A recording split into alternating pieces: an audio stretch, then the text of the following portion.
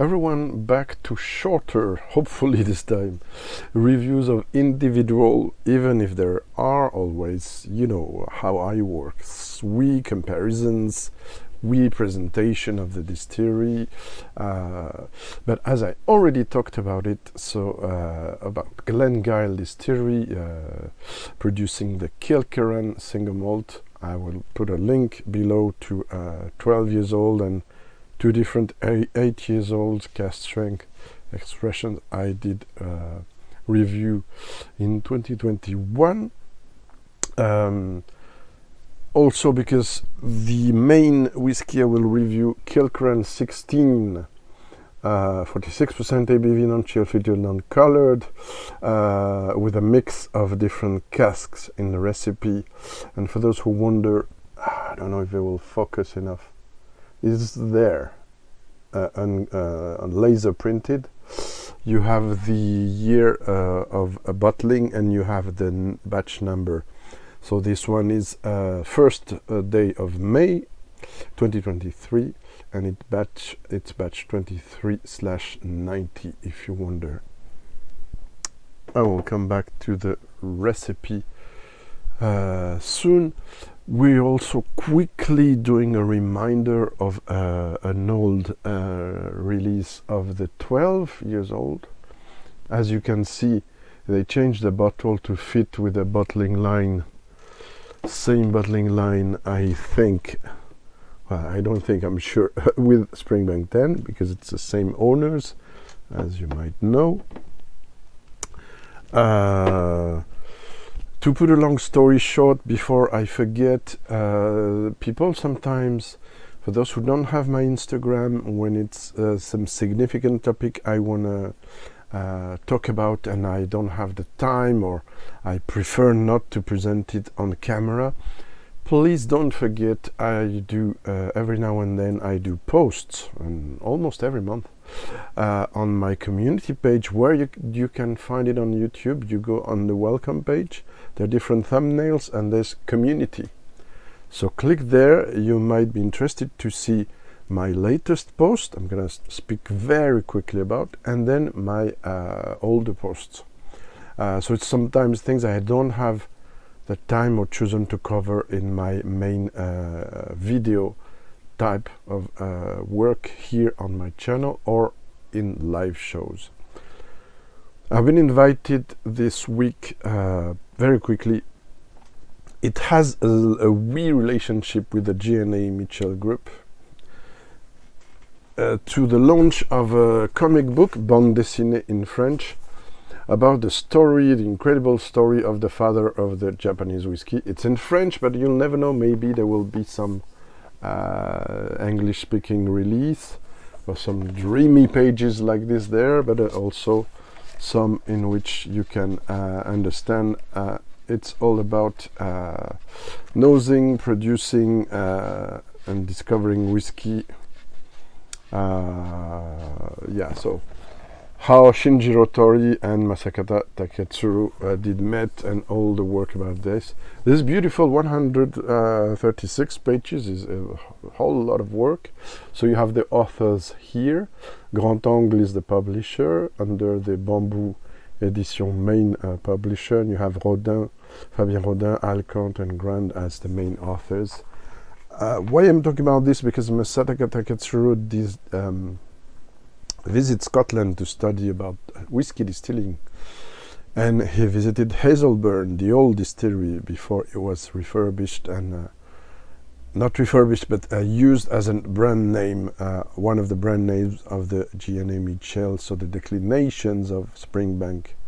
Also, a reminder for those interested on more geeky side, you have this book, which is not in my old special whiskey books video, because it was published later on.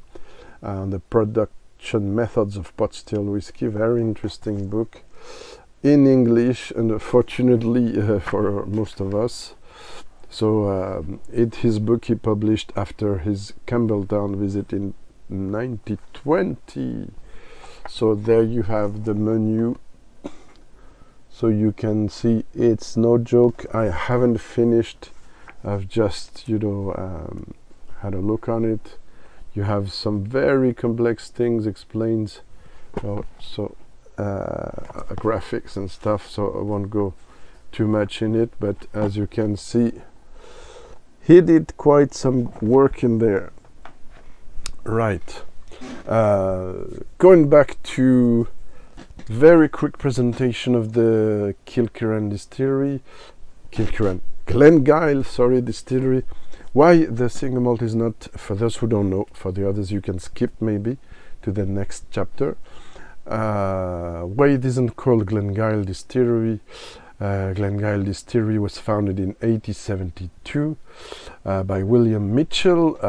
Yes, it's the Mitchell family, G&A Mitchell, who runs KILKERRAN, Springbank, and also since 2000 own and have reopened the Glengyle distillery, because but they cannot use the name Glengyle in the bottles because the Loch Lomond group released a blended whiskey using the name Glengyle. So for regulations, for juridical, let's say, law questions, they cannot do it. So initially Glengyle opened in 1872. It had a lot of problem, closed in bankrupt.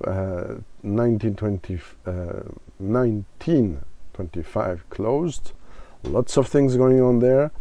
Again, please go to see my KILKERRAN 12 and 8 video so you'll learn more. Reopens, like I said, in 24, 27 the first release, and 29 the first of the 7 releases of the work in progress. You have this color chart of the different the labels, color chart labels of the different releases of the work in progress series. As you can see, I did found this in 2016, as it was the first. I have one of the first batches. This is crazy, right? I did save it. Of course, I'm going to buy others, and I did taste others, but this was with it. So what else can I say? First, 12 years old, 2016. First, 8 years old cask strength in 2020. That's right. Okay. In 2017. First, 16 years old in 2020. Sorry. And the oldest to date is 17 years old released. This will change this year. Probably the first 18 years old. Will they do a limited release beyond the Campbeltown festival? I don't know. But it was for the 2023 festival, the oldest 17 years old. Very quickly, they present the same capacity of production of Springbank, but as they run by the Springbank staff part of the year, it seems the production is still higher, reaching 750,000 liters, while the same announced for Springbank is way low at the moment, under 200,000 probably. They have the different, they have Springbank has 3 stills, Glengyle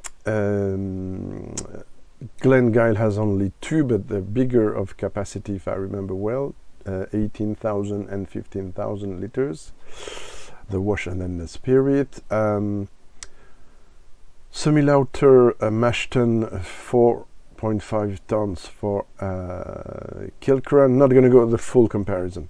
They have 4 washbacks, 2 made of larch, 2 of fir.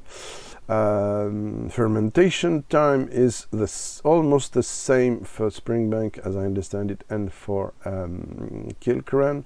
So for 72, sorry, it's in French, 72 to 110 hours. 85% of what Glengyle produces is the malt is lightly peated. The malt comes from Springbank, of course, and 15% is heavily peated to 84 announced at the beginning, at least ppm. While Springbank is 12 to 15 ppm, and KILKERRAN is the 12 is all something close. What else? So we're gonna have a quick tasting of the 12. I wanted also to compare it a bit with the regular Springbank, despite, you know, the 2.5 times distilling of Springbank. Also, they're differently fired the stills than of KILKERRAN, but yeah, just for the sake of the comparison. And already crammed 10 minutes. Okay, so let's go quick to the KILKERRAN 12 2016, and I will do a 2022 update. Same for the KILKERRAN 16. So quick tasting. Now the recipe of the KILKERRAN 16, mind you, is different from the 12. So there will be obviously some differences, 4 years more, but also while the 12 years old is 70% bourbon, 30% sherry, the 16, this is not there's no official tube, this is made up by me, but you have the recipe there and you can see the stills as well. So 60% sherry casks, 35% bourbon cask and 5% rum casks. As you might know or not, that KILKERRAN has a lot of rum casks under the Cadenhead brand. So I'm not gonna go on the tube here. Yeah, they say KILKERRAN. I won't pronounce the Gaelic, it's too complicated for me. This Gaelic name here, and but yeah, it was an original settlement with a religious cell called Saint Kieran. So hence the name. So I'm not gonna tell you the story of the region. You know that if you've seen my previous video about Springbank and about Glengyle. So yeah, they consider it the sister distillery of Springbank, and yeah, Glengyle has the somewhat honor to be the first distillery to open in Campbeltown in 125 years, and since then there are 2 others. So let's do a quick reminder on the 12. Oh, first, just a second, please. Yeah, still having issues with my nose. I apologize, but yeah, you know what it is. Let's see if I found. I did put it I did pump the air out of this one. I will do it again after. On the nose, this is this typical slight funk, maybe more moderate than in Longrow, more moderate than in some Springbanks. Compared to that, the nose of a Springbank 10 is way more showcasing bourbon. It's a majority bourbon driven release. Yeah, the 16, the sherry shows more, obviously, 65%. So yeah, gentle bourbon, vanilla, citrus fruit, what did I wrote? Yes, slightly farmy, little floral, malty, but different from Springbank.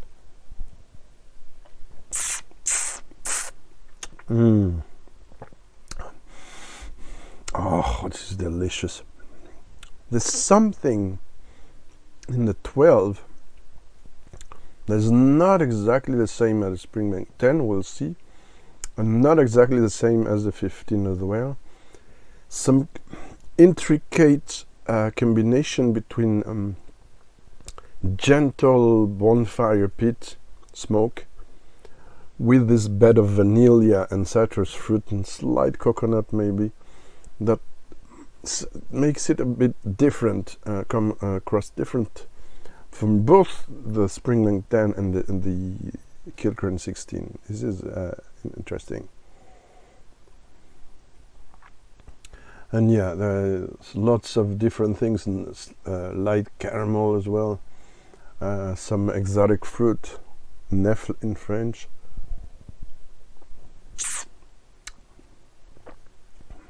Let me pause.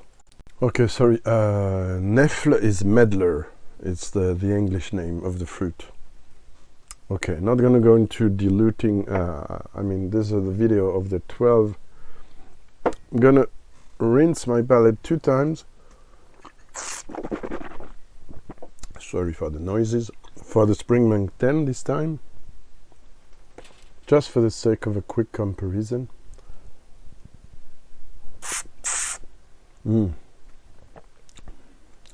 Oh, something cleaner in a way. The smoke is less present, but it depends really on the batches. I did try a lot of batches over the years. If you're interested, I did 4 different 46% releases of the Springbank 10, almost all in bottle, and one is in sample, and also 100 proof. Another story, collector stuff. Yeah, there's something cleaner, there's something a bit maltier, and something also thinner, but it's more complex as well. Fascinating stuff. Difficult. It's hard not to be super long on this. I could spend a full hour just talking about the Springbank on itself, but let's move on and go back to the 12 and then to the 16.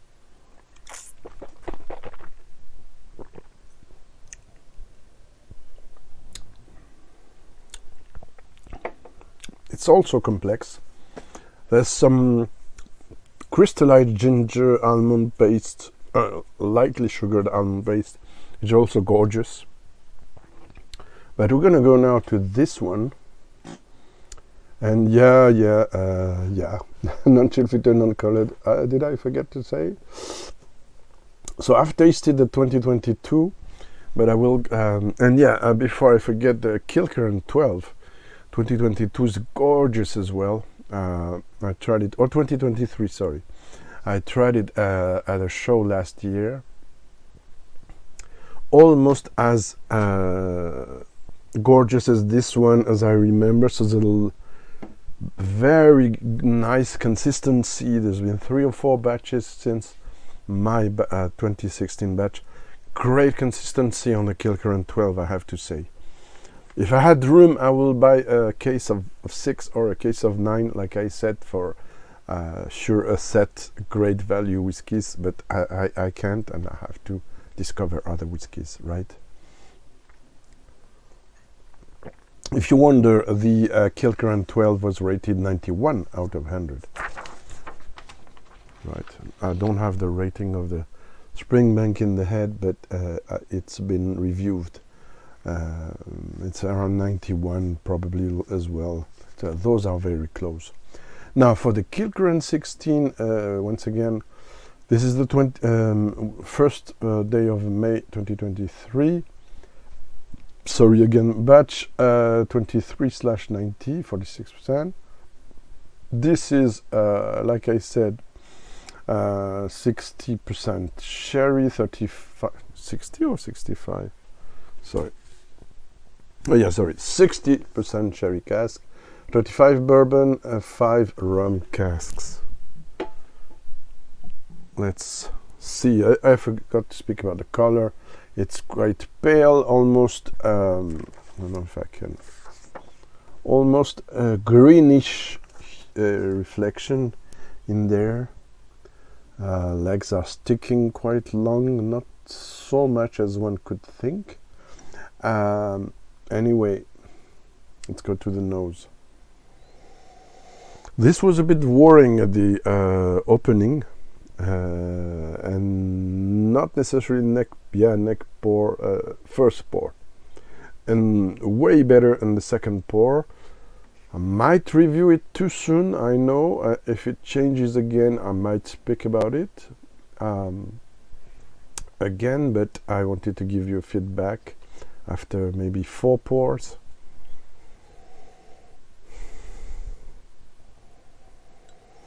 Yeah, so very melted, very sophisticated as well. There's something very appealing about some ripe fruit, candied fruit, raisins and different plum, raspberry maybe, but it's very subdued. Oh yeah, blackberry, raspberry a bit. There's also some citrus fruit. Vanilla is very discreet. There's some green and yellow golden variety apples. Sweet spices. It's very discreet, and the peat is barely noticeable. It's got on the palate.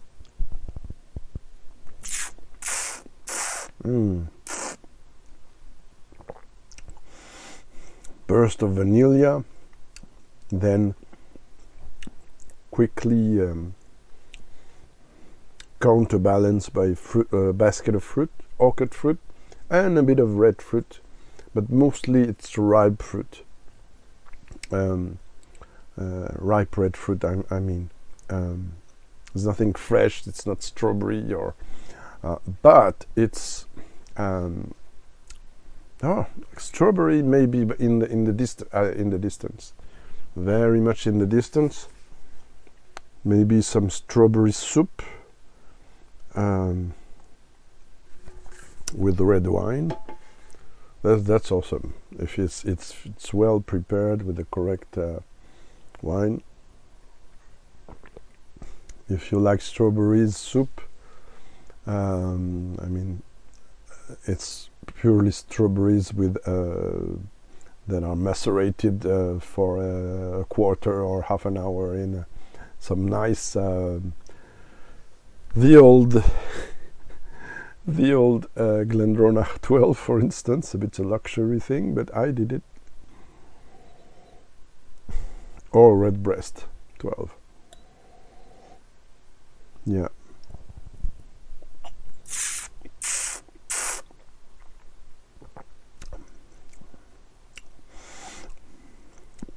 There's almost some custardy. No, not really custardy. Ah, difficult. There's some tea leaves of different kinds of teas, but it's not very defined. Something almost tobacco-ish that we got in some Springbank 10 releases. I often forgot to mention. It's very subtle. I think it will develop again, but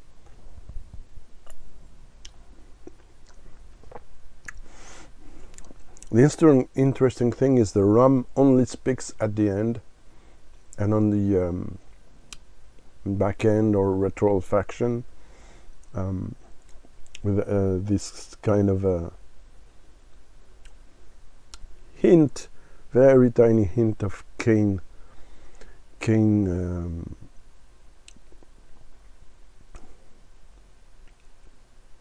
can't say cane juice, but cane stick. Let me try it with a few drops of water, and I think we're gonna wrap it up there.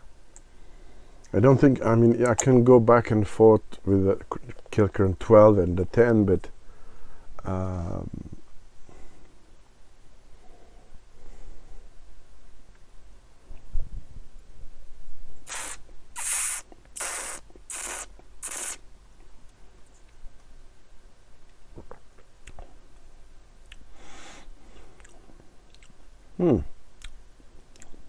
it enhances the bourbon notes, paradoxically, but also there's this slightly crystallized ginger, which is not powerful.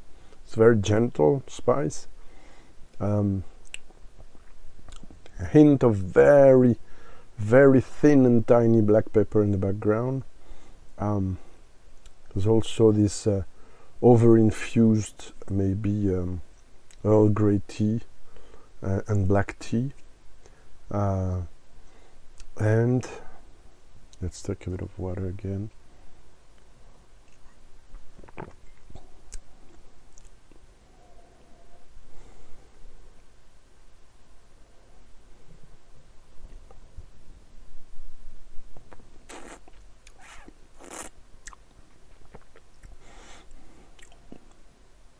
It's so undefinable. It's so tough to for me to define this. Yeah, there's some apricot, there's some botanicals I wrote there.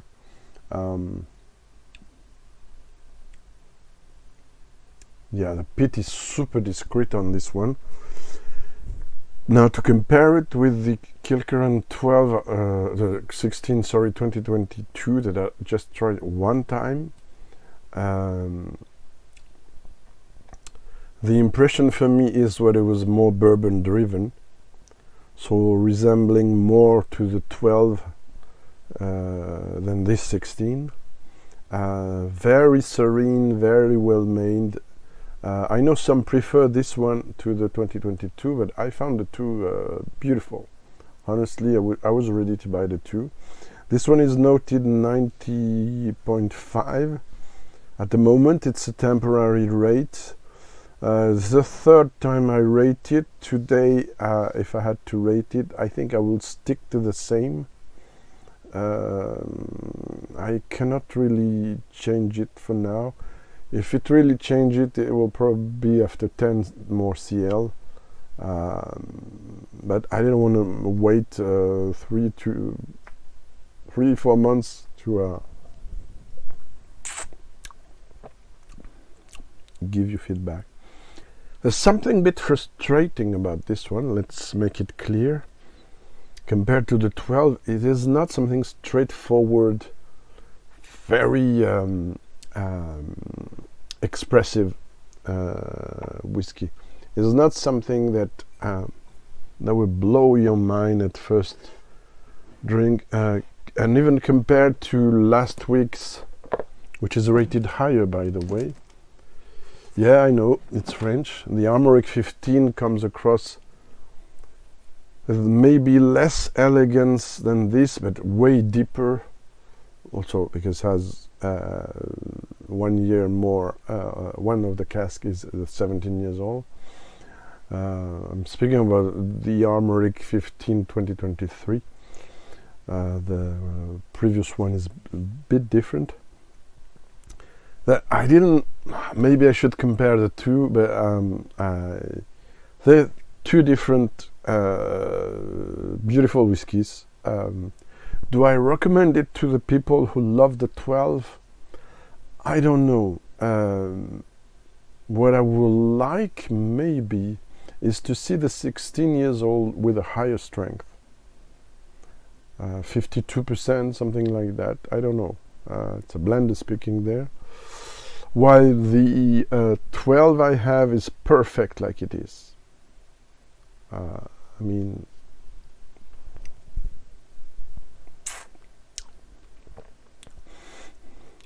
it's more leafy, a bit more farmy now, a bit more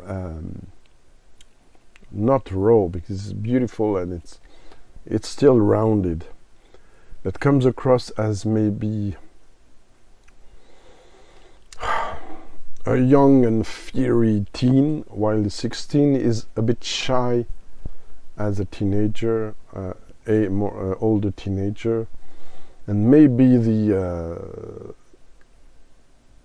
one who will really tell I'm there and I'm the best will be the 18, future 18 to come. I don't know, but for now the 12 is really great. 16 is very nice. I don't regret my purchase. It was 91 euros here. I don't know in your country. It's a good value. We know it's very, very expensive now. Springbank 15. I didn't thought of the comparison, but I think it will fail because Springbank 15 even if it's sherry cask, it's comes across as more oaky, more bit tannic, more oaky, more firm oak, and more dark sherry than this, in my opinion. I have it too, but I have the 15. It's an older batch, but voila, there you have it, under 30 minutes, just a second. Thank you very much. See you soon.